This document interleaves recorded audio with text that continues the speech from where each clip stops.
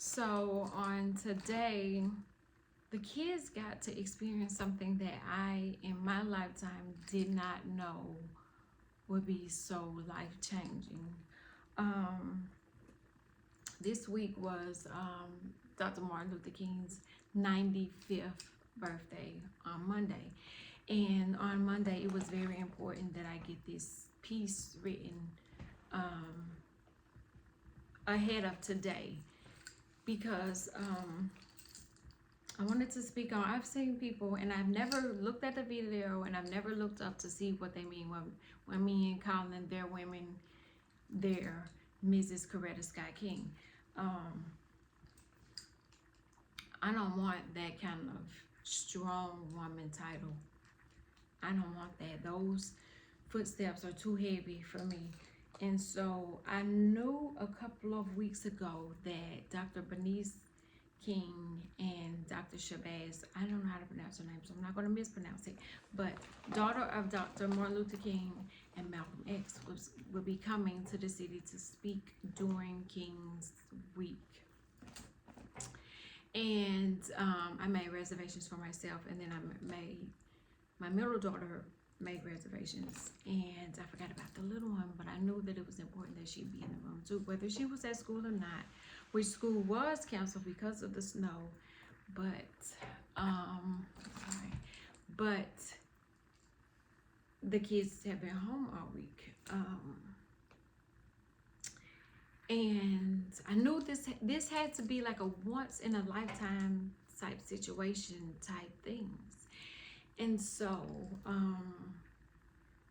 as you prepare to be in the room, just to be in the rooms, okay, you might not know, but I really do take pride in putting my children in the rooms that is Martin and Malcolm's dream come true. And so we are in here, and we're looking around, and I'm seeing the aunties that I've grown to look up to in my community. I'm seeing them. I'm seeing the person that's introducing Dr. King. I'm seeing her as a young 19 or 20-year-old that was mentoring to me in high school. Stacy Lightfoot, like I remember seeing you being where you are now, but you were doing it to us. And then when my daughter was in high school, Stacy was a part of her high school to college experience. And she even asked now, are you old enough to have one? And I'd be like, I don't know, let me count back. And then to think that, you know, Stacy was a part of her life, and then now I have another one that is walking completely in Martin and Malcolm's dream, because she's doing dual enrollment. So she's a college student and a high school student at the same time. And I remember in Martin's dream for her, it was so that she could go to school with the other people that were getting a different kind of education than her. No matter what it took, she had to be included, because that was living in a dream. And as she was living in that dream, she was also being raised by strong Black women in the community. And so she was like, this school ain't working for me. I'm gonna need you to do what you do, but do it faster and get me over here where I can be where I need to be. And that's how it happened. And so she went to a different school. She did what she needed to do there.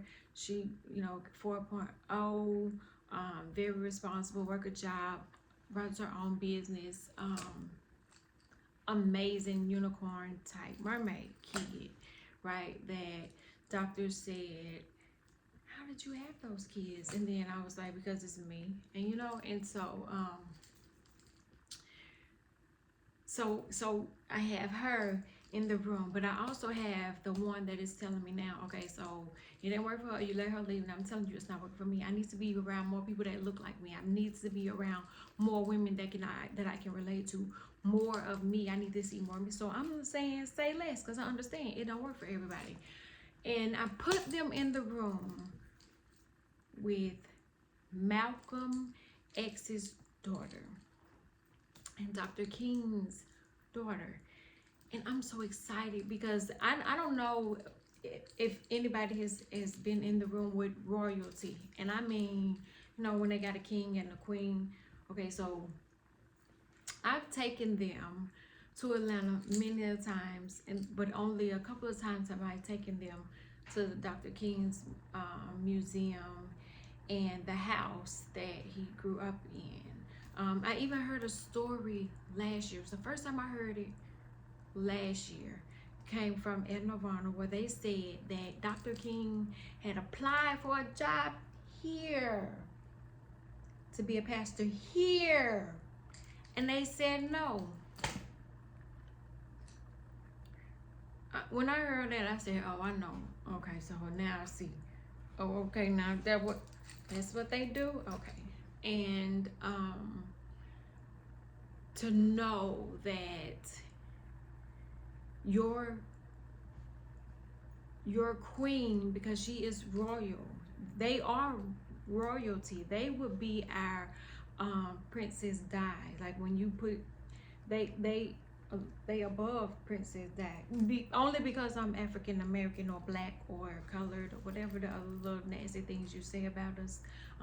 My royalty, like this, I'm walking inside Malcolm and Martin's dream because of the kids that I've had. Like I've had to hold down the Coretta Scott King position, the position. You see what I'm saying? But I know Coretta Scott King, Mrs. Coretta Scott. By no means will you ever hear me, but I understand what it's like. And so my piece I wrote, it was about how she had to be his queen, but his rib, but also had to sometimes be mama and daddy all in one person.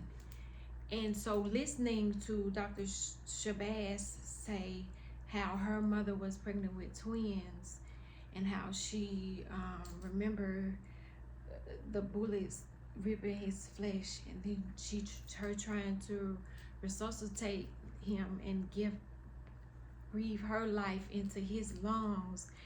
And it was so emotional because I was thinking, as a child, having to witness some of that has to be the worst. It has to be very traumatic. And also witness it of your father, which even I heard Dr. Bernice King say that she was angry and it almost consumed her. And I often wonder, like, the kids are the ones that really miss out, and so they missed out on a father so that some of y'all could pretend to be fathers or not be fathers. Her father sacrificed the ultimate job, I think, is being a parent. And it doesn't mean always to blood children or anything like that, but the ultimate title is that of mother and father. And he sacrificed on being the type of father so that he could march, and so that he could protest, and so that he could dream, and so that we could. And having them in the city felt to me like every city I've gone to and I've looked at their Martin Luther King Jr. Boulevard, it always looks rough. I can say for us, ours has turned a corner, and it looks like one of the best MLKs that I've seen. And I want to say I credit that to the locals owning more down there and keeping it to where it was, to where it is now. But to know that I stood at the resting place of Dr. King and Mrs. Coretta Scott King. I took pictures there when I took my kids. I think it was 2015 or 2016. But we went through the museum, and I think there was a part of something where you could pick up the phone and you could hear the music playing. It was an interactive museum. It's time for me to take the little one back because she was smaller and she doesn't remember it. But it felt like that holy land. Like if you were to visit, you know, the tomb, or if you were to go, like it's holy ground, and you feel, I don't know. So we were like, okay, kids, this your time. Like, you know who that is? Like, you know, we know who that is. We don't know, but she right here. Like, you can really touch her and talk to her. So it felt surreal. And I have met my share of celebrities. Not bragging, but I've been in the room with some. But that's not the same. This is Dr. Kid. Like, she was the kid in the picture with her mom sitting on her, like, that's who she is. And this was her dad, that, you know, is, and for us, I guess, it feels this way for us, I think, because we're in that middle generation where we saw the dream being realized, because his dream is not fulfilled, but it's being realized. And Dr.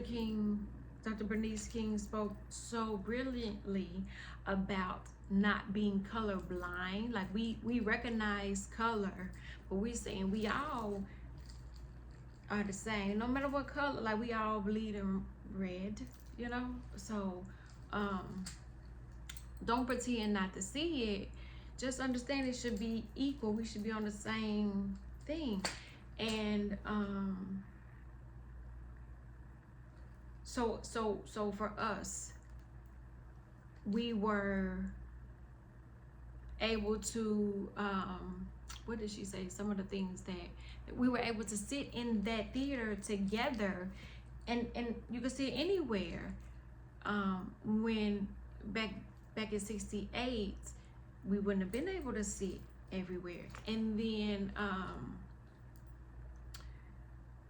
when I was young, there was no opportunity that I could just walk off the street and just be in the room with royalty. Like, I didn't have to know a secret code word. I didn't have to be in a certain clique. I could just be me. And what I love about myself the most, and I toot my own horn, I pat myself on the back, is I'm the one that put my kids in these positions to be in the room. Because although she didn't act the way I wanted her to, because I was like excited, like I mean, it was a feeling that you can't really describe, because like I don't know, it was just it's undescribable to actually to be, and but then to, like, when me and Dr. Shabazz took a picture, like, I could feel the magic, like, okay. And so I told her, I said, they are the dream fulfilled.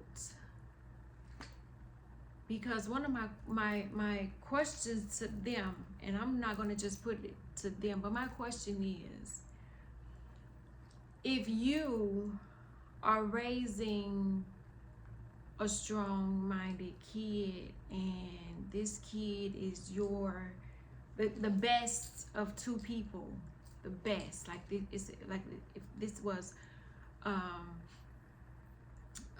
Dr. King's great whatever, you know, you are representing all of that of which you come from. So the crown, the heavy is the head. So you are not allowed to mess up. That is one of the things that the first or the oldest kid in the family, that's the pressure you put on them. And I realized that I'm not the oldest, but I'm the middle. And when you're in the middle, you kind of stuck in between, where I saw a video where the oldest kid is the mama's best friend, and they besties. And they normally get together to talk about the baby kid. And the middle kid, nobody remembers. Like, they just kept cutting her off. They ain't even get what she thought, what she felt. Like, that's how the middle kid is. But the pressure of knowing if I mess up, and I know my siblings watching, but I'm carrying my father's name, and I'm carrying my mother's legacy. Heavy is that because I can't mess it up. And so in not being able to mess it up, or having that much pressure, we talked about pressure bursting pipes, how heavy that is. And one of the things that Dr. Bernice King said was she remembered hitting somebody with a bottle, and I'm like, that was us. Like that was our general. I'm gonna hit with a bottle. And she said she was in her 20s, and it was about in our 20s when we was like, we with it, okay? Just not all of us, not me. And so she was like, right, Dr. King's non-violent daughter. And so she said that there is, if you go on the Dr. King site, where you can find out, you could take the non-violent approach, where you get, it's like a training. I'm going to take it because I need it, because the moment something pop off, the minute we ready to choose violence, whether it be in the morning, if you wake up and you just text somebody because you choosing violence, we need to learn the non-violent approach together. She said there's even a part for the workplace, because sometimes we all know one person at our job we wanted to square up with, and if you don't know who that person is, you the one everybody want to square up against. Everybody won't smoke with you, okay? And so we all know at least one time where you be like, look, if that motherfucker had a, and I was gonna go, and then it would be over. Like, we all get those, but she's saying that we have to choose to not be violent. And she quoted that violence would you have to have non-violence to drive out violence, and the only thing that could drive out dark would be light. But there's a lot of dark, and it's a lot of evil, but it's just as much evil is some light too. So we just got to learn how to do away with you dark evil motherfuckers. What she said, but she didn't say it like that because she's Dr. King's daughter. She wouldn't talk like I would because I'm not Dr. King's daughter. You know what I'm saying? So the pressure of that last name, like how heavy, even for the great grandkids, when anybody named King, like you some Ken Martin. And so it's one of those things, like we are all excited to say we related to one person. There was a thing that went on that said name somebody famous from where you from, and I immediately thought Samuel L. Jackson. Maybe Samuel L. Jackson liked the comment, and that's uncle now. Like that's my uncle now. Like, you know, down south we related to everybody. And there's a joke around town where they say, be careful who you talking about, because you probably talking to their relative. It's true. And when I heard Dr. Varner say it, I was like, oh, she cool. Like, it takes a minute to warm up to everybody, but when you in the environment and in different rooms that I've been in, you have to read the room. You have to find out what can you say and who you can say it in front of, which I've been fortunate enough to say what the fuck I want to say no matter who's in the room. And they either hate it or love it. They're curious to know why, or they want to know who is that she would say that in front of such a crowd. Either way, so I was able to put my books in the lap. I got pictures in the laps of Malcolm and Martin's daughters. That's big shit. So even if I don't get to brag on anything else in life, I was in the room with the royal family. Okay, they're practically my aunts now. And Kim she was acting so shy. This is the same person that I was like, okay, there's Dame Dash. I have to give them pep talks. As a parent, you have to know the learning style of each kid. I had to give her a pep talks. And each situation is a different situation. But because of the way I've raised them and the things that they've saw and the things that they've gone through with me, they can handle themselves in any fucking situation without a doubt. So I'm like, Kim, there's Dame Dash. What's your game plan? And she already know what the game plan is before we get down there. So, you know, Dame is taking pictures with everybody. I get to the, I'm in line because I'm gonna need a little time. Don't rush me, but I know they're gonna rush me anyway. So I gave my little spiel to Dame Dash, and they telling me to come on, get the fuck. I had my Rockaware. It was original. It was brand new. I had never wore it. I knew it was for a time like this. I had my Rockaware vest. I wore it one time at a throwback party, but I wasn't there that long, so it don't count. And so he signed my vest, and so, you know, I'm back at the table and I'm watching the table. So I'm like, Kim, it's your time. When you up? And so I give her the pep talk. I'm like, so what you gonna do? And she got a game plan. So we get here, and this is the royal family, okay? This is your one shot. You gotta. And so when I tell Kirsten, I'm gonna throw you on stage. She was like, no, we're not doing that. You are not gonna throw me on stage. She had me looking the fool. And so this other girl, I know her through her sister. Long story short, we all know everybody. I know her first name. She don't even know who I am, but we cousins again. And so she was like, no, take her around there and go up to the stage and let her do what she gonna do. And so we get to the door, and the lady's like, we can't let you up there. The sororities are taking pictures. I was like, okay, well, we'll wait. You know, no problem, we'll wait.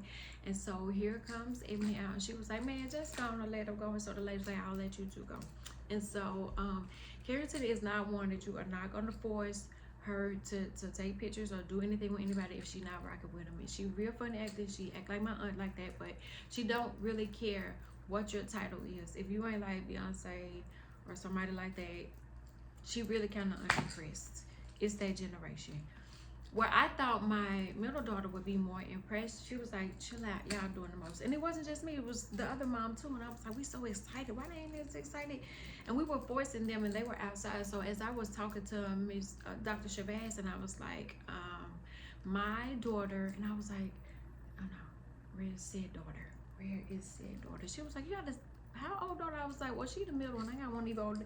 And I was like, well, where is she? And they was in the hallway unimpressed. They was like, okay, y'all doing the most, and y'all don't have to, and then you want us to stand by you so they can be looking at us because y'all looking like that? No.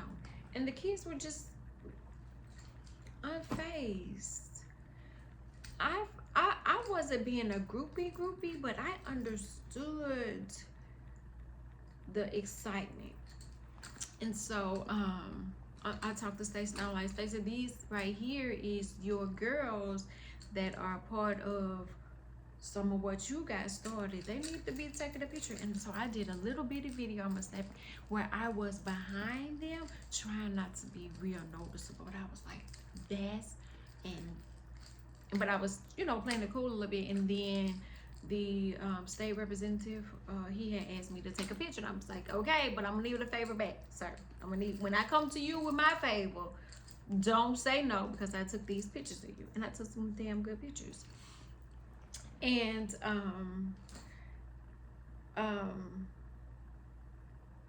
I still worked around the room, and I think I made about 2 business deals, a luncheon, and what else did I agree to? One thing I'm gonna tell you though, if it ain't go on the phone, it probably ain't gonna happen though. But I do know that they will spin a block again and be like, hey, you remember you agreed to?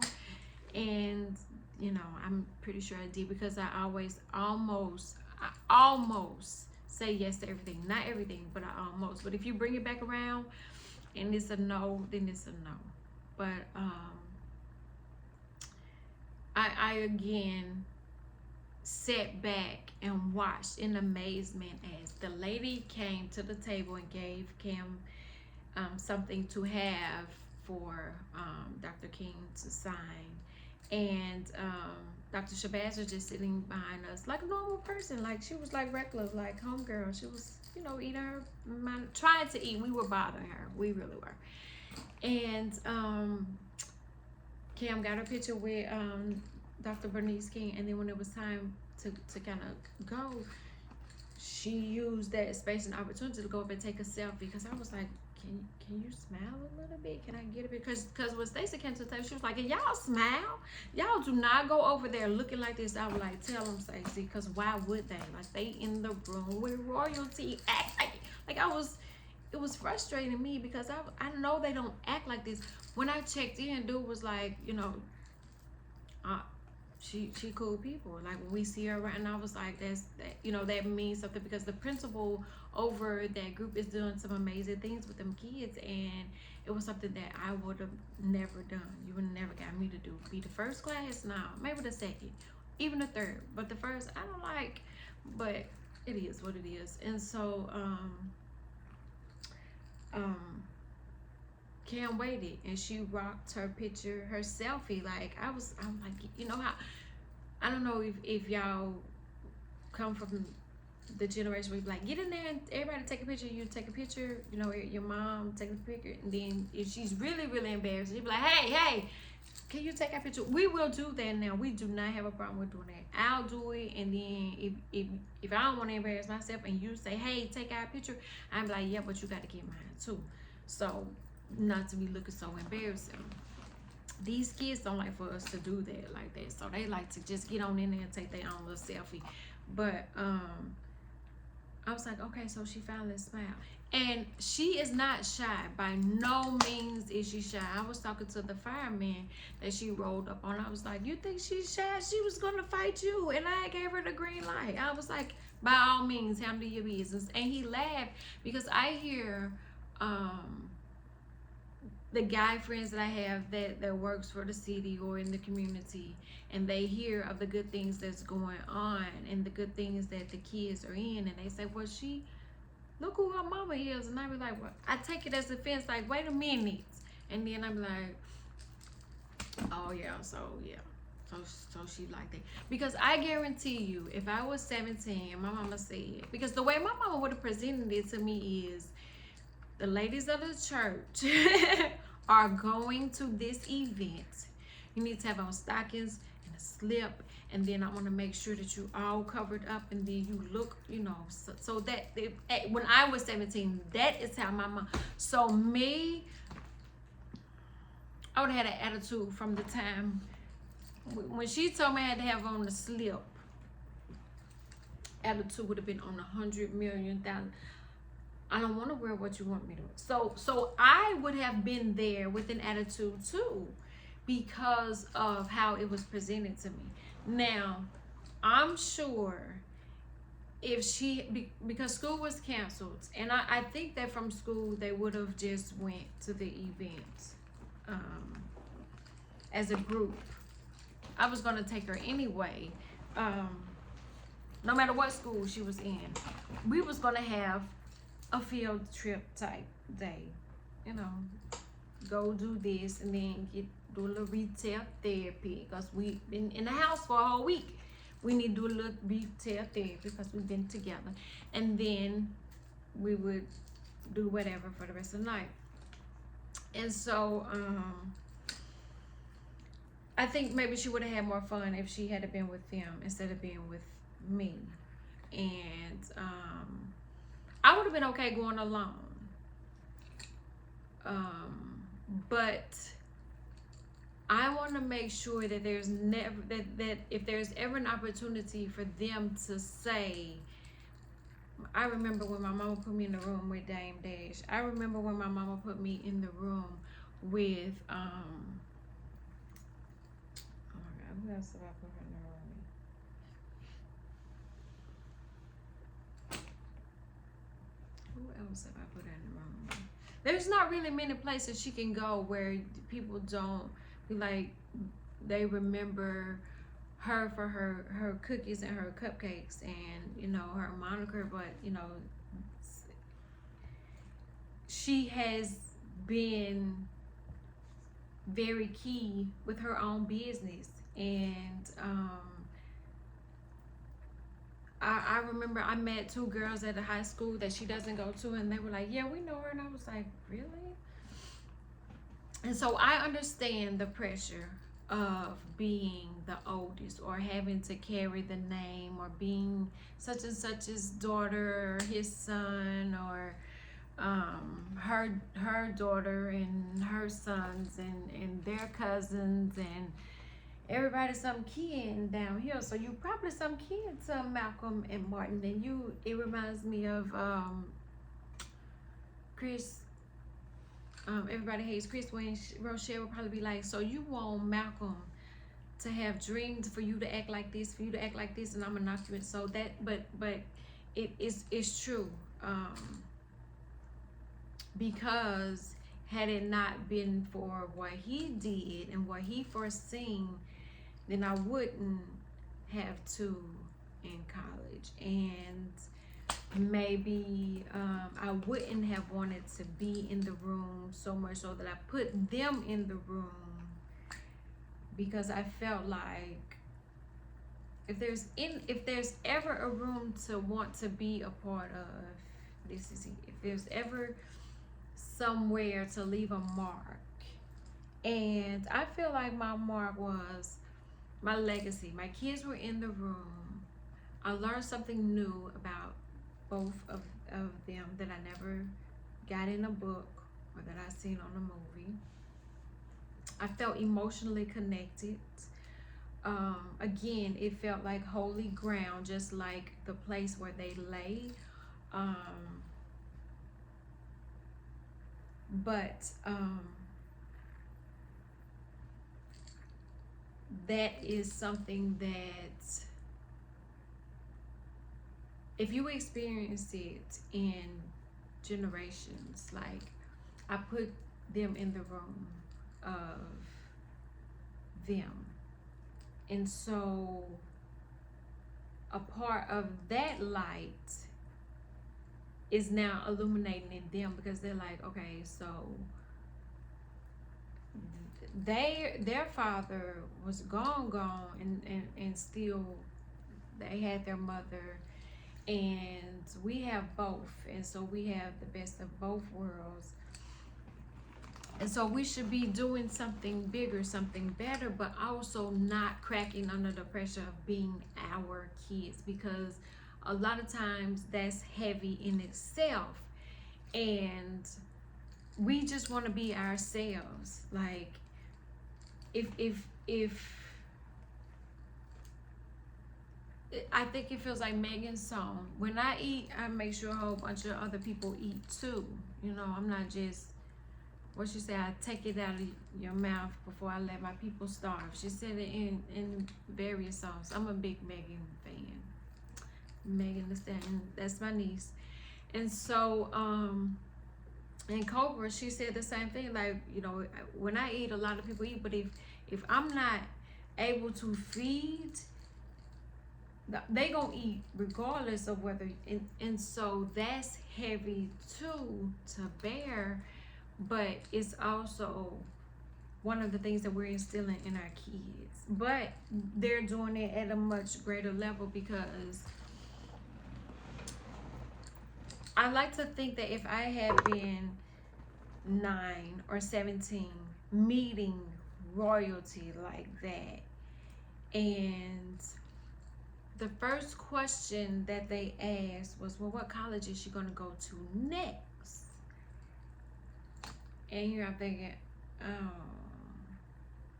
you're trying to send my baby away. And that in itself is difficult if you're a parent, but it's also one of those things where we sacrifice so that they can choose. So Dr. King marched so that his 4 can run, and then the ones that come after, they can soar, and then it goes on up further as to where the struggles stop there, because you know every generation is weaker and wiser, but they are also they're upon some shoulders. So if I'm standing on their father's shoulder, and they're so that we have more of, we're up closer to the top. When they say the sky's the limit, but there's no limit to the sky. But if I put you in the room with these people, because I've been in some rooms that I was like, I don't look like nobody in this room, and I damn sure don't talk like nobody in this room, and I don't know how I belong in this here room. And it would be times where I was having that identity crisis, where I was suffering from imposter syndrome, where I knew I belonged in the rooms because I was just as intelligent, but I thought I had to look like they look, and then that was stifling my creativity. And I don't like to go out without being different. It has to be something different. I don't want to fit in. I don't ever want to be like, well, those two girls had on the. I don't ever want that. And so I asked Cam last night, I said, have you found something to wear tomorrow? Only because it takes me a lot of time to get something together, because I have to look at the weather, I have to be, warm and things like that. And so she was like, no, I don't know what to wear. And so when she got up this morning, it was, good morning, sunshine. It was a little fake, a little forced. And then I was like, put on whatever you want to put on, because your clothes is how you express yourself, because it's how I express myself. Normally I will put on probably a graphic tee with somebody on it. I even have a Dr. King graphic t-shirt that I had when I hosted the event for him. It's his face and his I Have a Dream speech. But I needed to be warm because it's cold. I told you it snowed. And see, normally that in itself would have made me say, well, y'all ain't been to school all week. Where we finna go hanging out? Or y'all ain't been to school all week. I had to, I have had to drive. But y'all been safe, so why y'all get to go? But I understood the importance of making sure that they were in the room. And when I looked around, there were so many faces that looked like them. There were some that didn't look like them. There were some older, there was some younger. It was just a variety of women in the room, and we were all inspired. We were all we laughed together. I don't know if anybody got emotional the way I did, but when she described her mom being pregnant and the bullets ripping through the body and it was like, if Martin's dream was completely true, we wouldn't have to be afraid every time our sons and daughters walk out the door. If we didn't have to fear that my skin color feels like a weapon, then this would be the dream. But they said strategize. We need a strategy. And one thing that they mentioned about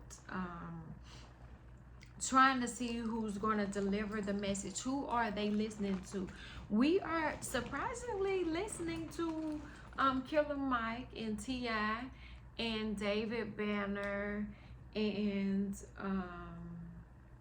the more I'm listening to Nas's things, that I feel like he's leaving us hints a lot, and we're listening to Jay-Z. We're taking the money because he gave y'all the game for $9.99. He said that a couple of albums ago. We are listening to the ones that are saying like enough is enough. Like we are listening to them, because we just as confused as everybody. Like, do we need a president? We don't really, unless y'all want to run. And we know that they're not ready for a black female president, but that's exactly what the fuck they need right now, because y'all don't know how to act. And it always say, give it to a black woman, she'll fix it up, and then somebody else will take credit for it.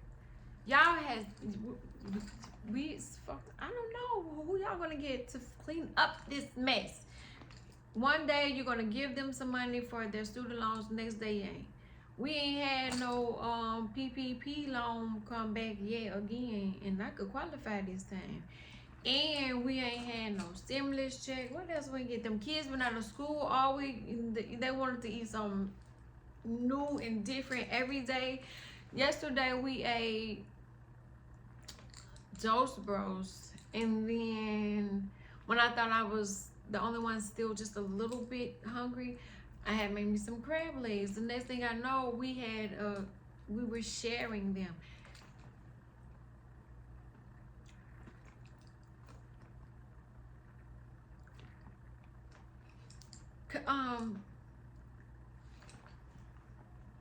Somebody want to contribute? Like, that what they eating? Like, They can eat stuff I can't eat, and then they, so I be like, oh, okay, but I don't really be tripping because I love my kids, and I love the longer that they're home with me, the more I can teach them like this, because everything that I give my kids, there's a learning lesson. So although Cam hasn't said anything about it yet, and Carrington's not feeling well. Her allergies have her fucked up because she keeps playing with this little kitty cat out here. But she listened, and she's heard who Dr. King was. She know why we celebrate. She was at an event I had a couple of years ago. I think they said 5 years on my Facebook memory. So they're not uneducated about it. But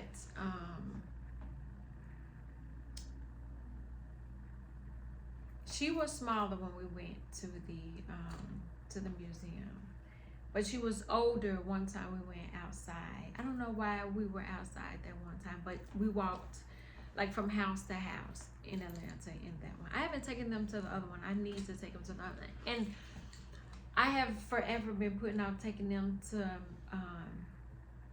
Memphis, to the Lorraine Hotel. Like I don't want to go. I'm just gonna say that. Everybody used to say, come to Memphis in May and have ribs and barbecue, and they have a big festival. And so now I don't eat that kind of meat. So I'm like, well, I ain't no need to be coming to Memphis, because I can't come to Memphis in May because I can't eat what they eat. And they don't need to be driving all them hours and I can't even eat. And so, no, I don't want to go, because I don't want to be in the place where Dr. King was assassinated. And I don't owe anybody no explanation. Okay, I don't want to. But I do like that they've been to the house and they've been in the museum. But I can't remember how. And this was before TikTok, of course, or I would have had a whole TikTok video of going through there, because Carrington's a big museum type person. She likes museums. Go figure. I don't know. She's kooky like that. But she would definitely want to go back. But I don't know. I just want what I felt and what I saw other women feel, even the older aunties, you could see the excitement with them. And that was beautiful too, because not a lot of stuff impressed aunties. But if you in the room with royalty, we all feel a little bit royal when you know. And so it felt like a sisterhood within there with the aunties. And so my mom's generation, I think, would be Dr. King's generation. So we would be the grandkids, and they would be the great grandkids, if my calculation is correct, unless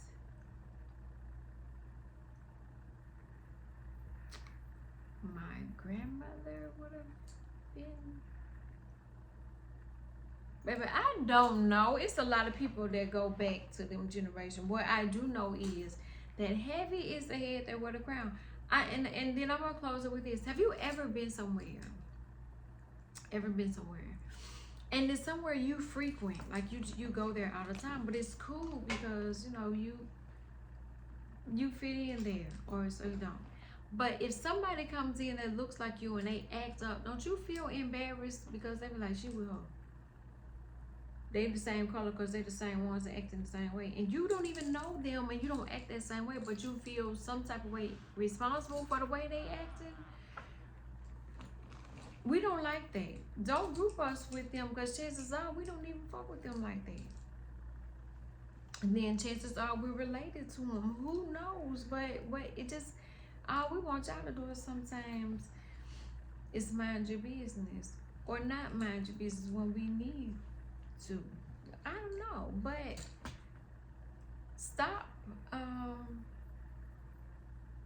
What they say, we all look alike. I used to didn't agree with that, but sometimes I feel like we do. I mean, everybody's out trying to have the nicest shape and the biggest butt and all the same size breasts. Like we all are, you know, whatever. But that's y'all business. I ain't for or against it, cause I'm from the South, so we believe in eating. I'm hungry right now. That's what we were raised on, eating. I told y'all it was about 2 hours later than now that we were eating crab legs. And the thing about it is, I'm pescatarian, so that's probably one of the only things that was in there that I could have ate at the time. But they didn't care. Like, they like to go places and eat, and they're like, oh, she'll find something or she won't. Who cares? But I've never been so happy then to know that I'm making a difference. Like that curse breaking thing, the thing that set me apart. I like to know that they're getting it and that it's making sense and that I'm making a difference, because I've never been, you know, so at peace. You know what I'm saying? Like, today was priceless no matter what. Like, even it was like I stopped at the hair store only because Cam needed to get something to eat. She wouldn't eat what they were eating. She didn't eat it. Surprisingly, they had a lot of vegetables, and so that was good. I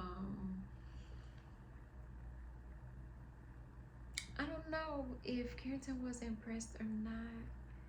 I do know that she's the iPad generation, so they would rather say they watched a video or a movie instead of actually watching or going. I think they're more of the go.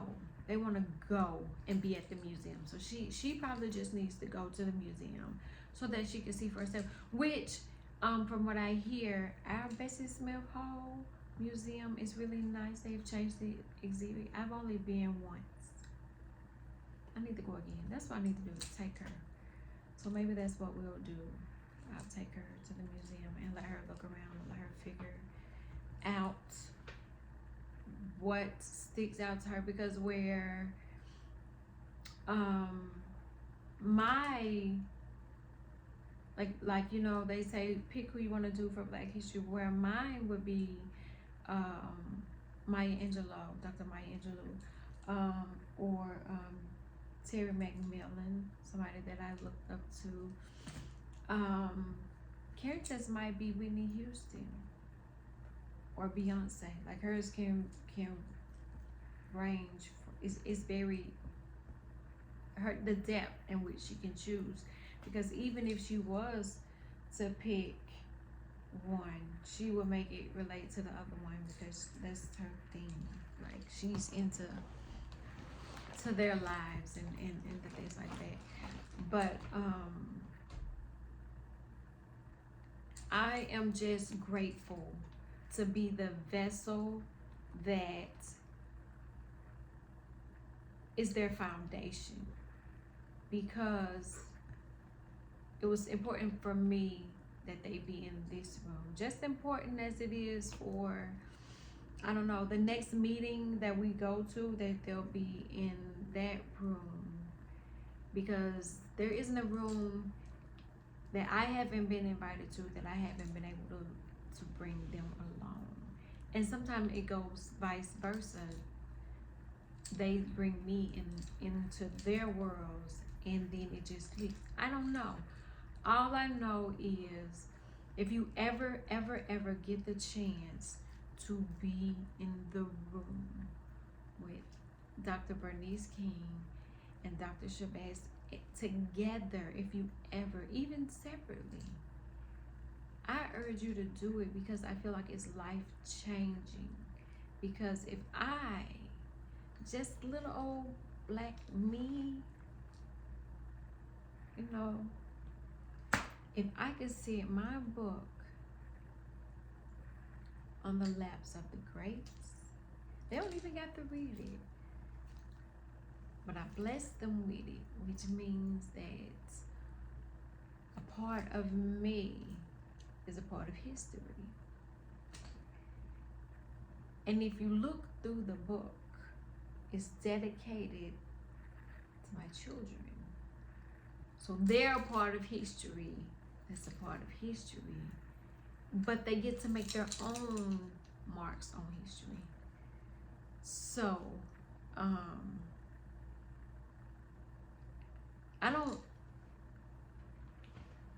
not being humble about the type of person that I am. I'll never be humble anymore. Being humble gets you nowhere. I am a big deal, and it's because of the decisions that I've made, the things that I've done, and the chances that I've taken. Something really big is going to happen, and it's going to be so big it's going to blow me away, but I don't even have any idea of what it is, because it could be, I've put my hands in so many different things and in so many different places that I'm just out here trusting, like, wait a minute, you did that? Oh, and you did that? Like, I had 2 people say, so, are we gonna hang next Sunday? I'm like, outside in the cold? No. Baby, let me tell you something. I don't like to be hot and I don't like to be cold, but I'll kind of do the hot a little bit, because you can get a little cool from somewhere. You might get a little breeze from somewhere, but being cold to me fucking sucks. And when you cold, it's no way to goddamn get unthawed unless you have a husband. So I don't ever want to be cold. So when they asked about, like, for instance, when it was time to pull up to the thing, I was like, I let the kids off at the front door and I parked in the free parking, because I ain't had time to be riding around and look and see what was what. I didn't want to do all that, but the free parking was a little walk. But I was prepared for that little, you know, have my little coat on, have my little hat, and you know, I was cool with a little bit of walk, the nice little breeze. Plus, remember I said I've been locked in the house, cabin fever with these children. So that little nice little breeze, and that did me some good. But I'm used to being dropped off at the door. I'm ain't used to this. So I had to be the driver. I hate driving. I really do. Like, I hate driving. Like, when I get some money, I'm buying a driver, a housekeeper, a nanny. I need an assistant. I keep firing assistants. They don't be wanting to work for crab balls no more. It's so bougie. And so I think I'm on my 3rd assistant already. So I'm gonna have to keep one of them. But there's another vending opportunity. I was like, damn. But there was also a question asked, what y'all got going on? I just follow her. I be following her around town like she the boss and I'm just working for her. But the seeds that are being planted, and the way that she cooked, like, I'm gonna take credit for that, because her dad paid for her to go to this cooking camp, and I had to drive all the way up the mountain, all the way down the mountain, all the way back up the mountain, all the way down, and like I had to do that. And so what she learned, it pays off. And even living inside her own dream, because her motto was she gonna get us out the hood. And I didn't think that I lived in the hood, but then the daddy said the whole world is a hood, and so it's ghetto everywhere, I can tell you that. But nothing's more ghetto than motherhood. That shit is I mean, it's okay once you get in it, but if like you probably had to get jumped in. I had got jumped in it. Like they jump you from the inside out, and so when you in this game, you just in it, and it's one of the most amazing. Like, where were we? Bowling. We went bowling, and we haven't been bowling as a family in a minute. And so that was a time I couldn't bowl. I had hurt my ankle. Don't worry about how. He just said, gave me some time. Like, I'm not gonna bowl, but y'all got it. Y'all trust y'all to get it. And so I was there, and I cheered. And I did bowl one time. Micaiah had walked away, so I bowled a little bit. But Micaiah caught me laughing and smiling, and it was, that's what it was. Like, when I am getting my medicine or when I'm getting fed, you catch me laughing with them. And I found self-love within their faces, in their smiles. Because on the days when I'm be like, man, I'm sick of this shit, and I quit, I give up. And they were like, oh, okay, go ahead, throw your little pity party. You got about 4-5 more minutes. I'm gonna need you to wrap that shit up and then get on where you gotta get on. And I'm like, it isn't fair, and I didn't choose this, and I don't want to do this, and I'm sorry, and I apologize to y'all, and I apologize to me. And they're like, oh, okay, Shasta, okay. All right, well, Chastity, I guess you best to get your ass on up and do something about it. Because like we asked to be here, but since you decided you want to be a little hot pocket, then go ahead and come on. And so even on days when I don't want to show up for myself, and I don't want to show up as responsible, because I be like, I want to be like Carisha, please. Sometimes I want to act bad. They let me act bad. One time we was on Air Florida, and we ended up missing that flight. We was like, I was going with the crowd. You know what I'm saying? Like they wanted to. So that's why I'm always the responsible one, and that is not always fun, because I be wanting to act bad. But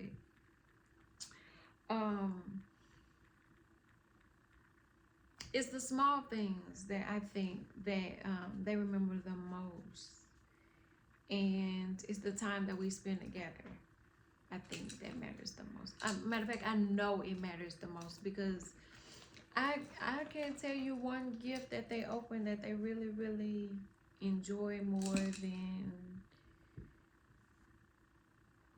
I don't know, because the slime has been put in the trash. So I don't know, but it's not really the gifts, because they get all year long. And so now that, I don't know, but that's they understand that it's better to give than to receive anyway. So they're like, it's nice, but what do we do for somebody else? And having those kind of kids right there will frustrate you, because you're like, okay, you deserve something good too, because you want to give to others and you are good kids. So what do you want? And they're like, just give me some money. And I'm like, no, let me just keep my money, because I'm gonna spend my money on you anyway. So why don't you just let me keep my said money, and because I'm gonna spend on you anyway, because y'all eating crab legs and shit. So and bowling, I didn't even know it had cost that much to bowl. I think we still supposed to have brought a ball home with us. I don't even remember, because I just was like, here go a card, just swipe it, and then they was like, okay. And even was like, let me tell Dad that we want to bowl, because so I could be like, I don't. My ankle was hurt, and I had did a party for my mom, so I had been on the go since Thursday. So Thursday, Friday, Saturday. My bedtime is the same time every night. I was tired. I didn't want to be bowling with the goddamn children. Like, they was out of school Friday. And then Saturday. And then Sunday. And then Monday. And like they like, you know, and then it gets to be like every time you see them, they're hungry. And I'm like, where's your school stomach at? Like, you know, I could send you with 4 snacks, and that's gonna last you from my house until I see you after school. And that's when you first thing you say, you be like, I'm hungry. And so I have to find a way to feed you, but I still got to cook. And so they were hungry all those days that they were snowed in. And then they were playing in the snow, and then it was cold, and he was like, and then Martin Luther King's birthday is snow. That was Dr. King had said, y'all get y'all whole week to relax. So when my children come, y'all get y'all ass out there. Y'all ain't do nothing all week, get on out there. So I was determined to go, even though Casper, he a little dainty. He don't really be playing with that ice because it's still ice on the street. Baby, and we don't know how to drive with ice on the street. It don't snow enough around here. But if there was one thing that I am so glad that I did do, that I was in the room, like I literally was breathing the same air with them. I was like, this could be my auntie. And Cam, that's what Cam said. She was like, she was giving auntie, and I was like, I was trying to force her to go up so that I can be that embarrassing mom. And she was like, look, I'm in college now. You can stop all that little stuff. She was the first one that told me to stop walking her to class in kindergarten. She was like, look, okay, nobody else's mom walked them. I need you to stay in the fucking car, okay? And I was devastated because at the time I thought she was the youngest, and I was like, this is my last time walking somebody to, like, oh my God. So I cried a little bit, and I was like, okay, no. So I would make her think I was dropping her off, but then I would be hiding behind the classroom doors because they left the classroom open. But she said, I knew he was back there the whole time. That's how it feels when she like, drop me off right here, and then you going over there and don't come up here about me. She, at a football game, when she did that to me, like, I hate football. I do not ever want to watch a football game, but I watch it with my husband, but I don't want to. And so I had to go with her, and then it was Carrington. Carrington hate football too, so we were just some football haters sitting in the heat, just mad and hungry, and they not really having no food that I could eat. And so she was up with her friends, and me and Carrington's like, we feel used, and this is not what we are about. We do not get used by people. And so he was like, we'll never take her to another football game. We'll do basketball, but we're not doing football with her ever again. But the thought that they be wanting me to tag along sometimes with them is real cool to me. But for me to be like, when y'all have great grandkids, be like, y'all great grandmama made sure that I was in the room with royalty. And at one point, I think Carrington, I don't know if Carrington was the youngest in the room, but she was in the room. And although now she may not understand the value of just being in the room, it makes me think of the Bible's, if I could just touch the hem of his garment. My baby touched the hearts. Because when I was like, I got one, she was like, you don't have one that old. I was like, I got they years old, but and then they also came to me and asked me if I was a student, and I was like, no, I'm not. I ain't gonna even tell no lie. I'm not. But thank you that you thought I could be. I always do that. But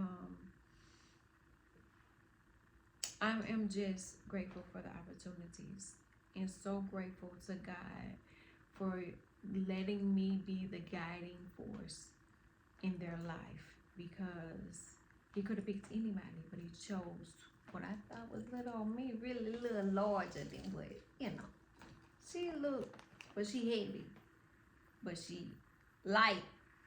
Don't play with me, okay? So, if you ask me what my greatest accomplishment is, then that would be what I would tell you, that I put them in the rooms that, like Dr. King said today, they wouldn't have been able to even be in there together. And Cam was taking selfies with her, and I was like, why did I do that? I had people taking pictures of us, and they made me feel like an auntie. And then Cam just taking, I was like, damn, I see how she played it cool. See, they probably think I overdid it. Like, did you see her? But then Cam played it so cool, and we're like, that's the little girl. So but either way, I was in the room with Bernice King, Dr. Shabazz, and I touched them. I talked to them. I gave them my book, and I put my kids on. I know, I'm amazing, right? I mean, right?